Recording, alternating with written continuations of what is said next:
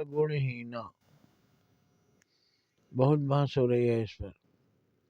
विप्र की पूजा होनी चाहिए, ब्राह्मण की पूजा होनी चाहिए, चाहे वो उसके अंदर कोई भी गुण न हो।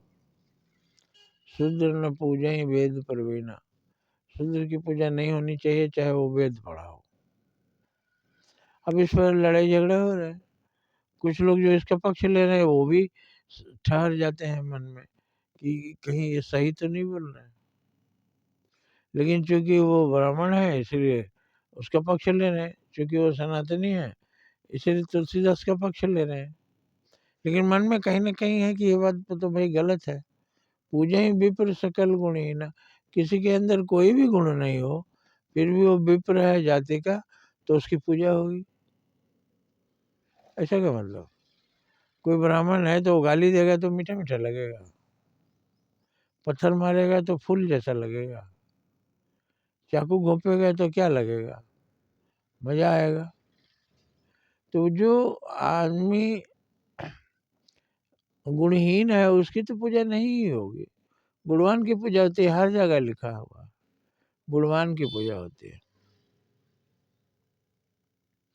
अब फूल है सुंदर, फूल की पूजा होगी, भगवान के सिर पर भी चढ़ाया जाएगा, लेकिन फूल के अंदर कीड़ा बैठा हुआ है तो उसकी भी पूजा होगी, उसको भी भगवान के सिर पर चढ़ा देंगे। इसलिए फूल तोड़ने के बाद उसको पानी में डाल के धोते हैं कि अगर कीड़ा उड़ा हो तो निकल जाए। भगवान को फूल चढ़ाना है, कीड़ा नहीं। और भगवान ने स्वयं कहा अपने कर्म को मुझे समर्पित कर दो। अच्छा, कर्म फूल की तरह होते हैं।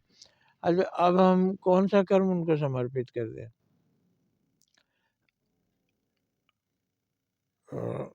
अच्छे कर्म ही समर्पित कर सकते हैं। हम चोरी करें और कहें हम भगवान को समर्पित कर दिए।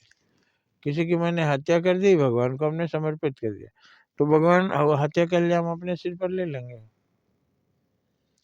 तो भगवान को कर्म को समर्पित करो, लेकिन कौन कर्म समर्पित करना है ये तो आपको अपनी समझ होनी चाहिए।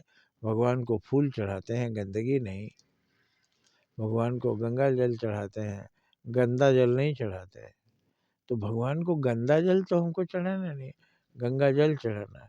इसलिए अच्छे ही काम करना है। उसका मैं मतलब एक ही हुआ, केवल अच्छे काम करो, क्योंकि सब तुमने भगवान को समर्पित कर दिया। और भगवान को अच्छा कर्म ही समर्पित करना चाहिए, अच्छा कर्म ही उन्हें मंजूर है। तो विप्र की पूजा सर्वत्र होनी चाहिए, क्योंकि विप्र माने ब्राह्मण, सज्जन व्यक्ति जो सबके अंदर ईश्वर देखता है, वो व्यक्ति, वो चाहे पढ़ा हो चाहे ना पढ़ा हो, वो उसकी पूजा होगी, क्योंकि वो सदा लोगों की भलाई करता है। और शूद्र न पूजें वेद प्रवीणा। यहाँ शूद्र का मतलब वो चार भाई नहीं, शूद्र का मतलब अपराधी लोग। दो शब्द बोलना है, हम एक दूसरे में मिलाने की कोशिश न करें। कनक कनक ते सौगुनी मादकता अधिकाय। तो कनक और कनक दोनों दो चीज है, एक का मतलब धतूरा, एक का मतलब सोना। तो हमको सही चीज सही जगह यूज करना है।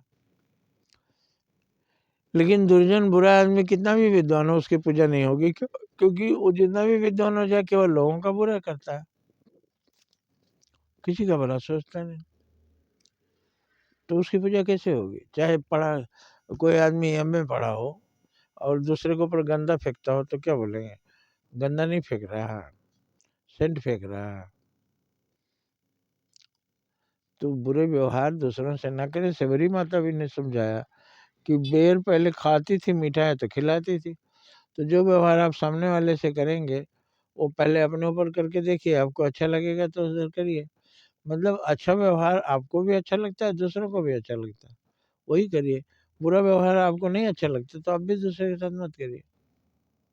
बस यही तो सीधा इसका मतलब है। इसलिए पूजा ही विप्र सकल गुणहीना, ये सही है।